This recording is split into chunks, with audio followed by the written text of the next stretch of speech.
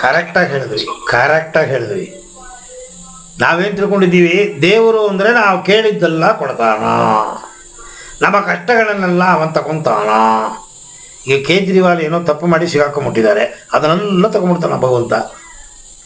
ಕೊಲೆ ಮಾಡಿ ಜೈಲೊಬ್ಬ ಇದ್ದಾನ, ಅಪ್ಪ ನೀ ಜೈಲಿರಬೇಡ, ನಾನಿರ್ತೀನಿ, ನೀ ಒಳಬ್ಬ. ಅವ ಯಾವ ಬಿಟ್ಟಾಳ ನನ್ನ ಮಗ ದೇವರು? ನೀವು ಮಾಡಿದ ತಪ್ಪನ್ನು ಅವ ಯಾಕೆ ಅನುಭವಿಸ್ಬೇಕು?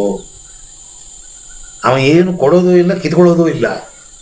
ನೀವೇನು ಪಡ್ಕೊಂಬಂದಿದ್ದೀರಿ ಅದು ಸಿಗತ್ತೆ ನಿಮಗೆ ಅಷ್ಟೇ. ಅವ ಎಕ್ಸ್ಟ್ರಾ ಏನು ಕೊಡಲ್ಲ. ನೀವು ಎಕ್ಸ್ಟ್ರಾ ಪಡಿಬೇಕು ಅಂದರೆ ಎಕ್ಸ್ಟ್ರಾ ಮಾಡಬೇಕು. ಬ್ಯಾಂಕಲ್ಲಿ ಕೂಡ ಹಾಕಿದ್ರೆ ನೀವು ಕೈ ಕಾಲು ಆಗದೆ ಕೂತ್ಕೋತೀರಿ ನೋಡಿ, ಆವಾಗ ಡ್ರಾ ಮಾಡ್ಬೋದು. ಇವಾಗ ದುಬಾರಿ ಖರ್ಚು ಮಾಡಿಬಿಟ್ಟು ಕೈ ಕಾಲು ಇಲ್ಲದೇ ಇರೋವಾಗ ಬಿದ್ದೋದಾಗ ಡ್ರಾ ಮಾಡೋ, ಏನು ಪೇಪರ್ ಡ್ರಾ ಮಾಡಬೇಕಟ್ಟೆ, ದುಡ್ಡು ಸಿಗಲ್ಲ. ಹಾಗೆ ಭಗವಂತ ಕೊಟ್ಟಿರೋ ಈ ಗಟ್ಟಿ ದೇಹವನ್ನು ನೀವು ಎಂಜಾಯ್ ಮಾಡೋಕ್ಕಲ್ಲ, ನಿಮ್ಮನ್ನು ನೀವು ಅರಿಯಲು ಪಡೆಯಲು ಈ ದೇಹವನ್ನು ಉಪಯೋಗಿಸ್ಕೋಬೇಕು. ನೀವು ನಿಮಗೆ ಗೊತ್ತೇ ಇಲ್ಲಲ್ಲ, ಸಾಯೋ ಟೈಮಲ್ಲಿ ಬರ್ತಪ್ಪ ಅಲ್ಲಿ ನೋವ್ತಾ ಇದೆ ಕಡೆ, ತಗೊಂಬಿಡಪ್ಪ ನೋವಲ್ಲ, ಅಯ್ಯೋ ಬೇಗ ತಗೊಳ್ಳಯ್ಯ ನನ್ನ, ಸಾಕಪ್ಪ ನನಗೆ ಬೇಡ ನೋಡಿ. ಆವಾಗಲೂ ದೇವ್ರು ಬೇಕು ಅಂತಿಲ್ಲ, ನೋವನ್ನು ತಡೆಯೋಕ್ಕಾಗ್ತಿಲ್ಲ, ನಾನು ತಗೊಂಬಿಡು ಅಂತೀವಿ ನೋಡಿ. ನಂಗೆ ಅರಿವಾಗೋಯ್ತಯ್ಯ, ನಾನು ತಗೊಂಬಿಡು ಸಾಕು ಬೇಡ, ಅದು ಹೇಳಲ್ಲ ಯಾರು. ನೋವು ತಡೆಯೋಕ್ಕಾಗ್ತಿಲ್ಲ, ನಾನು ತಗೊಂಬಿಡಪ್ಪ ಬೇಗ. ಓದಿತಾಳೆ ಕಾಲಲ್ಲಿ ಹೆಂಡತಿ, ಹಾಸಿಗೆಯಲ್ಲಿ ಮಲಗಿರ್ತೀವಿ ಕೈಲಾಗದೆ, ಓದಿತಾಳೆ ಮಗನೇ ಮುಚ್ಕೊಂಡು ಮಲ್ಕೊಳ್ಳೋ ಅಂತಾಳೆ. ಆವಾಗಲೂ ಅರಿವು ಬರಲ್ಲ ಅವನಿಗೆ, ಆವಾಗಲೂ ಅರಿವು ಬರಲ್ಲ. ಸೊ ಕಣ್ಣಿಗೆ ಕಾಣದೇ ಇರೋ ಒಂದು ವಸ್ತುವನ್ನು, ಕರಿ ಬಣ್ಣದಲ್ಲಿರೋ ಕಲ್ಲನ್ನು ಪ್ರೀತಿ ಮಾಡಲು ಸಾಧ್ಯವಿಲ್ಲ. ಸಾಧ್ಯ ಯಾರಿಂದ? ಅತಿ ಉದ್ವೇಗದ ಭಕ್ತಿ. ಶ್ರೀರಾಮಕೃಷ್ಣ ಪರಮಹಂಸರಿಗಿತ್ತದು. ಕಾಳಿ ಇದ್ರೆ ಜಗಳ ಮಾಡೋರುತ್ತೆ. ಎಲ್ಲಿ? ದಕ್ಷಿಣೇಶ್ವರ ದೇವಸ್ಥಾನದಲ್ಲಿ ಕಾಳಿ ಅಂತ ನಾಲಿಗೆ ಹಾಕೊಂಡು ಕಾಳಿ ಪೂಜೆ ಮಾಡೋರು, ಮಾತಾಡೋರಂತೆ ಅವಳ ಹತ್ರ, ಜಗಳ ಮಾಡೋರಂತೆ. ಅಮ್ಮ ತಾಯಿ ಮಗ ಇಬ್ಬರು ಜಗಳ ಮಾಡ್ತಾರೆ ನೋಡಿ, ಆ ಥರ ಜಗಳ ಮಾಡೋರಂತೆ.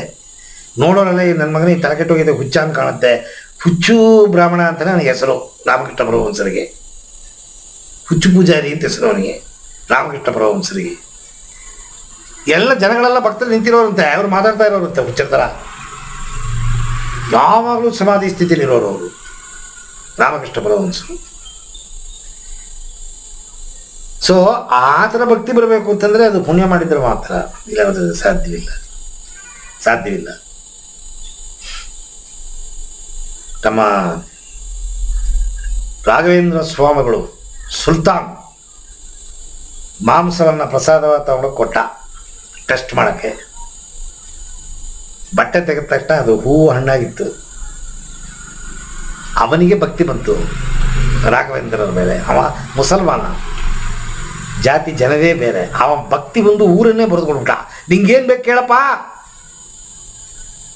ಒಂದು ಸಣ್ಣ ಜಾಗ ಕೊಡು, ಊರನ್ನೇ ಬರೆದುಕೊಂಡ್ಬಿಟ್ಟ. ಮಂಚಾಳೆ ಮುಕ್ಕಾಲು ಊರು ಮಂತ್ರಾಲಯ ಅವ್ರದ್ದೇ, ಮಠದ್ದೇ ಎಲ್ಲ ಆ ಸುಲ್ತಾನ್ ಬರೆದು ಕೊಟ್ಟಿದ್ದು. ಸೊ ಭಕ್ತಿ ಅನ್ನೋದು ಒಳಗಿಂದ ಬರಬೇಕೇ ಹೊರತು ಆರ್ಟಿಫಿಷಿಯಲ್ ಆಗಿ ಹುಟ್ಟಿಸ್ಕೊಂಡು ಸೃಷ್ಟಿ ಮಾಡೋಕ್ಕೆ ಸಾಧ್ಯವಿಲ್ಲ. ನಾವು ಮಾಡೋದೆಲ್ಲ ಸುಳ್ಳು ಭಕ್ತಿ.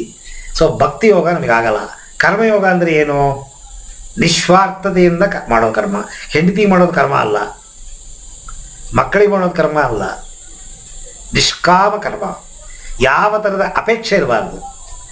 ಗಂಡನಿಗೆ ಬಂದಿದ್ದ ತಕ್ಷಣ ಏನ್ರಿ ಕಾಫಿ ಕುಡಿತೀರಾ, ಮುಖ ತೊಳ್ಕೊಂಬನ್ರಿ, ತಿಂಡಿ ಮಾಡಿಟ್ಟಿದ್ದೀನಿ ಬಿಸಿ ಬಿಸಿ ಇದೆ, ದುಡ್ಡು ಕೊಡದೆ ಹೋಗಿ ಒಂದು ತಿಂಗಳು ನೀವು ಯಾವ ಕಾಫಿನೂ ಇಲ್ಲ, ಯಾವ ತಿಂಡಿನೂ ಇಲ್ಲ. ನಿಮ್ಮನ್ನು ಬಾಂತನೇ ಕರೆಯಲ್ಲ ಅವಳು. ಯಾರೋ ಪರರ ಮನೆ ಒಳಗಡೆ ಬಂದು ಕೂತಂಗೆ ಕೂತ್ಕೋಬೇಕು ನೀವು. ಹೆಂಡತಿಗೆ ಪ್ರೀತಿ ಹೊಟ್ಟೋಗುತ್ತೆ, ಜೀವ ಇರೋ ವಸ್ತು.